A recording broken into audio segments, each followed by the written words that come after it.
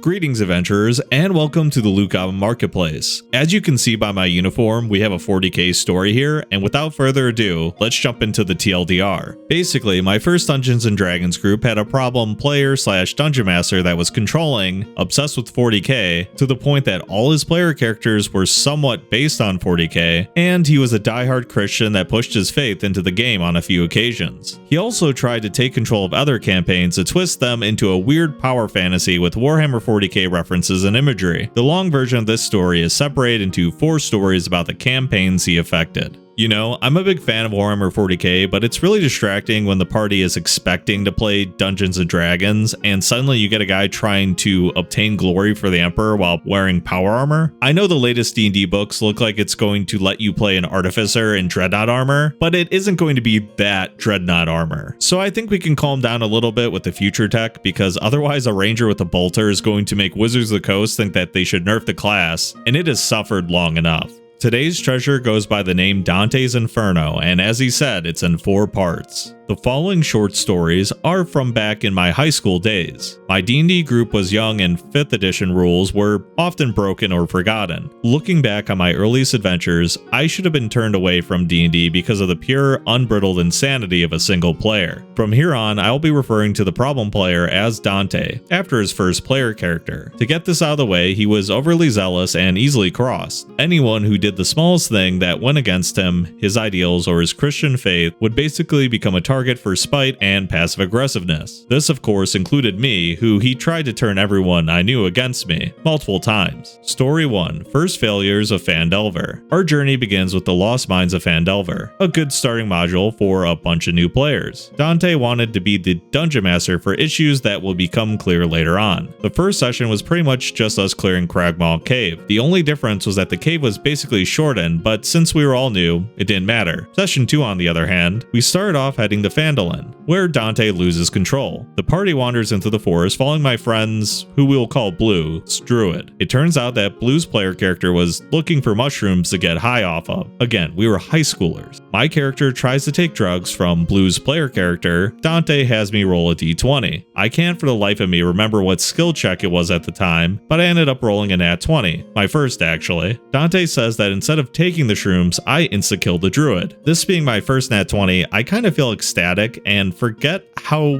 shitty it is to kill a fellow PC. That feeling ended up dissipating like a fart in the wind when Dante says that my PC woke up from a dream and I was actually asleep while Blue's druid got the shrooms. At this point, Dante was so fed up with us being sidetracked from the module that he ends it by saying, I quote, "The Dark Lord Sauron falls from the sky and smites you all. The entire party is killed." After which, he just kicked us all out of his house. Whoa, hold up. I wasn't told there was Lord of the Rings references in the TLDR. I got this costume on for nothing. Alright, I'm sure it'll come up later. Yeah, so first of all, this guy makes a nat 20 moment feel very much like the meme where it's like, oh, I pet the dog, and then they roll a nat 20, so they slap the dog instead. He literally allows a player kill just because the guy rolled a 20 for like a grapple check. And a second later, he probably comes to his senses, realizes that's a shitty ruling, and he ends up doing a "it was all a dream" sequence, which is awful, but technically a little bit better because the druid doesn't have to reroll their character now. But next session, the guy has Sauron come in, which I don't remember him in the module, maybe he is, and just smites everyone, does a rocks fall, everyone dies moment. Overall, a very strong start for Dante. This is a guy who does not handle people doing literally anything off script well. Story 2. Blue's Campaign. After my second D&D session, Dante decides to give up DMing, so he passes the torch to Blue. Blue homebrews a campaign about us, the party stopping the resurrection of an evil god. We were still young players and had no clue what we were doing. For reference, I would forget to level up sometimes, and I still don't understand my entire character sheet. The lack of any commitment to any rules led to Dante creating his player character. Dante the PC was a human paladin who was also a weird homebrewed vampire whose whole aesthetic was Warhammer 40k with big clunky armor and a chainsaw sword. Dante in real life loved Warhammer 40k to the point that he actually made me hate it with how many times he would reference it. Dante the player character was part of an order who undertook cursed blood that would backfire like half the time, turning them into insane abominations. In real life, he brought out a picture of a Tyrannid and said this is exactly how the monsters from his backstory look. I will refer to them as Tyranids because I'm not wasting my creative energies to make up for his lack of any. He also never used any of his magic since he saw it as heretical. Blue's campaign actually was pretty good for beginners, and we actually finished it. During it, we find a dwarf smith who is a friend of Dante's to fix his chainsaw sword that broke a session earlier. We eventually reach the final battle, where a longtime friendly NPC betrays us and summons the dark god to kill and steal his powers. The fight wasn't that eventful, and it ends with Dante using a secret ability that turned him into a smoke monster and insta-killed the secret big bad evil guy by decapitating him. Oh wow, that's really cool. Dante got a homebrew ability that makes him win the game. Yay. Roll credits, I guess. I mean, at least it seems like Blue handled it a little bit better, but yeah, short and sweet, main character syndrome, but nothing too bad here. Let's see if it gets worse. Story 3, my first campaign. Playing through Blue's campaign inspired me to make my own campaign, to which I had literally no clue what to do and made so many mistakes and choices that would horrify my current self. First off, it was a sci-fi space campaign where everyone was allowed to make whatever kind of character they wanted. Okay, you're setting yourself up here a little bit though, buddy. I never knew what classes were. This only lasted 2 sessions, thank God. But since Dante was there, you know something's going to go crazy. Dante makes a character that is basically a part of the Adeptus Mechanicus, again from Warhammer. Blue and him actually made a joint backstory where Blue was part of the super advanced race of aliens who were split into 3 castes, and the ruling caste killed off most of Blue's caste except for him. He becomes this slime that requires a suit to move around. Dante's ship arrives in orbit and begins bombarding the super advanced planet. Both players argue about whose side was winning, before Dante's ship had to flee with Blue on board. Eventually, my first session leads the rest of the players to joining this space adventurer who was kinda like a forerunner from Halo. He was also my DMPC, Shameful. Basically, the player and the forerunner find Dante's derelict ship, to which Dante takes control of the campaign while I play DMPC. They fight some crazed aliens and pick up Dante and Blue's player characters. After we leave the ship, I take control back, to which Dante's PC and my DMPC have a verbal confrontation leading to his character pointing a gun at the forerunner's head. The DMPC responds by having his high-tech helmet slide over his face. To make the rest of this short, Dante's PC made a journal in between sessions, which was basically a power fantasy, since he tried to insinuate the forerunner pissed his pants when Dante pointed a gun at him. Then during the second session, since the third player wasn't there, Dante took advantage of this. When Blue came back from a space station with a mission, Dante looked at me in the eyes and told me that he laid out all of PC3's organs on the floor of his bunk. Apparently through cyborg magic, player 3's character wasn't dead. I was so befuddled that after telling him to put my friend's character back together, I ended the session with them arriving at their mission. After the session, Dante then asked me how this campaign would end so he could make a DLC, as he called it, to my campaign about his character. He begged me multiple times to tell him. Eventually, I lost interest in being a dungeon master and gave in since I planned to stop the campaign anyway. His response was saying that the ending I had planned was stupid. Yeah, him finding anyone else's ruling stupid doesn't sound that surprising. Honestly, this guy just sounds like a person who doesn't play well with others. And yeah, he's acting as the main character. I know you said you had a DMPC and it's shameful, but I mean, they're all done a little bit different. If you're not making yourself out as the hero all the time, it's not an issue, but this is a guy who feels like he's basically in charge as a co-DM, and he's basically running a DMPC himself. He's going to use it as a pissing contest, of course, which you evidently pissed your pants, so you lost. Unlucky. And now let's jump into the 4 story to see just how bad things get. Story 4, Purgatory. So near the end of Blue's campaign, Dante asked if he could make a DLC to his campaign. Blue wanted to be a player again, so he ended it at us killing the big bad evil guy. The following events are cemented in my mind as the worst experiences I've had in all of Dungeons & Dragons. Before it starts, Dante asks Blue where the real Christian god is in his fantasy world. Blue calmly responds by telling him he isn't in the world, but if he was, then he would have been killed by the dark god since the dark god killed every god. This led Dante to having a tantrum at Blue, stating that his paladin worships him so he can't be dead. Blue, not wanting to deal with Dante, says that maybe he's hidden in the world. Dante still doesn't like this and begins passive-aggressively insulting Blue's world. I really have 2 thoughts here. The first one being that as a paladin, you don't really need your god to be alive. Like, the idea of it is enough for you to manifest your strength through your faith. Like, all your oath abilities and your smites should work even if you don't have a living god. But my second and more important thought thought is just thinking about having Jesus run to this campaign as some kind of like resistance fighter trying to like start a crusade, just becoming a resistance fighter that can join the party and help fight this dark god. If it was written like that, it might piss off Dante, but hey, that's what he wanted, right? The man could start his own crusade. Now we enter Dante's campaign and in real life purgatory. We start off in a village that gets attacked by cultists. Dante's player character, now an NPC, leaves the village without the rest of the party, made up of our characters from Blue's campaign. So because of this, the party tries to follow him. We eventually make it to this seemingly empty city. We walk around until we find ourselves in an arena where a bunch of crazy people, probably working with the cultists, are watching us. A lion gets released into the arena, but the ranger tames it. That's when the arena lord reveals that the lion is just a meal to lure out a giant tyrannid. This tyrannid proceeds to decimate the party, also without any saving throw or check, rip off my character's arm. After that, Dante's player character slays the beast and threatens the entire crowd of crazed citizens. He then takes us to the cathedral where he secretly kept the head of the previous big bad evil guy. He brought it out and sat it down in a magic bird bowl of blood that allows it to talk. At this point, I asked the dwarf that made and fixed Dante's chainsaw blade if he could make me a new arm, to which our glorious DM tells me that the dwarf died off screen and that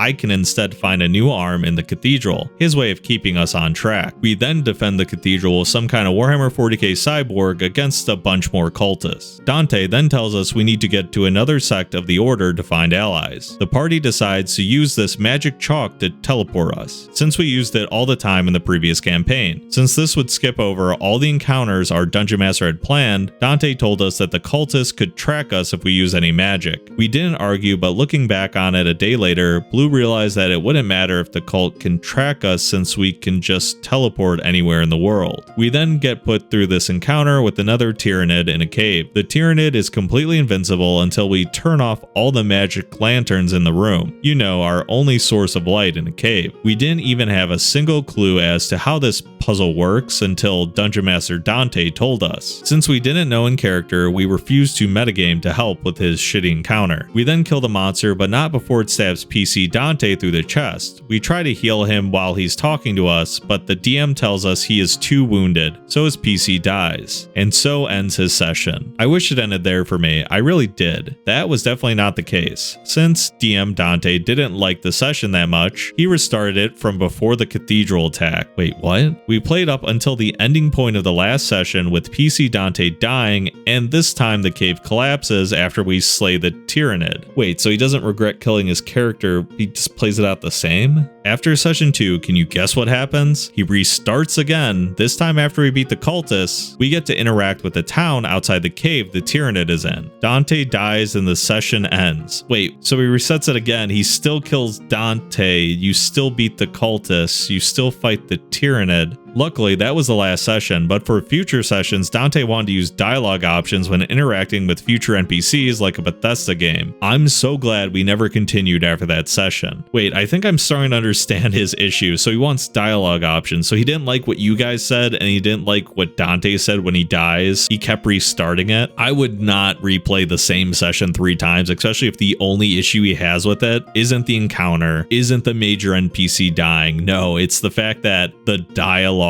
wasn't up to his standard, so we had to keep running it back. Dude, if you just want to write a book, write a book. The dialogue will be perfect every time. You can rewrite it until you're satisfied, but don't put your party through that. Anyone listening, please don't do that. All right, let's get back to this finale. Ending segment. Later on, Blue and I asked Dante if he wanted to join a campaign with us, this one actually using all the 5th edition rules since Blue and I finally got around to reading them. He wanted to play a cleric who worships the Christian God. Blue and I told him no, since Christianity didn't exist in this world. His response was telling us if he wasn't worshiping God, that he would be betraying him. What about the Emperor, dude? Come on. After that, we never played D&D with him. After finding out that his zealous faith made him entirely discriminative to many of my LGBTQ friends, and after he tried to turn everyone against me multiple times. Me, Blue, and all our other friends blocked him on all social media during the year of the pandemic. To this day, I still play D&D and love the game, though Ranger could be better. Yeah, Ranger definitely could be better, and when you get around to reading the rules and the classes, you definitely learn how quickly it's underwhelming. I really do love Ranger too, but man, is it missing something. So I understand the frustration, and I definitely understand the frustration of playing with a guy who simultaneously wants it to be a video game where there's dialogue options, so he always gets to say what he actually wants to say, and people act accordingly. Wants to make it a Warhammer 40K game no matter what genre it is. Like, clearly you guys were playing pretty low fantasy, and yeah, it's kind of annoying when someone wants to play literally the Christian God, because then you're having an argument with him about like actual scripture when you just were like, no dude, I want to have generic gods in my homebrew world. You're not going to argue to me how my deities work. I feel like with a lot of these RPG horror stories, it's always a story of like their first campaign, because a lot of the times you really don't know what the problem player looks like because you never encountered a healthy party. And with the nature of a lot of people's first campaigns being when they're younger, maybe in high school, a lot of the times your friend group that plays the game is simply people around your area, around your age with similar interests, not so much long-term friends, which is why I feel like half these stories end with the person not being invited back or booted, and then, you know, 20 years later they're like, yeah, I still love D&D, but I haven't talked to that guy since high school. Sounds like Dante's definitely another one of those kind of guys. And I hope you, Blue, and the rest of your friends are having a lot more fun in that homebrew world now. You should take my idea, maybe have Jesus be an Oath of Vengeance paladin trying to avenge his father, who was sadly slain when the dark god killed all the gods. Maybe that can be your next campaign, or maybe I can make it my next campaign. You know, it sounds pretty entertaining. I hope you guys enjoyed this quicker 4-part story. Comment below how you felt about it, and like and subscribe as it always helps the channel grow. I hope to see you guys in the next video.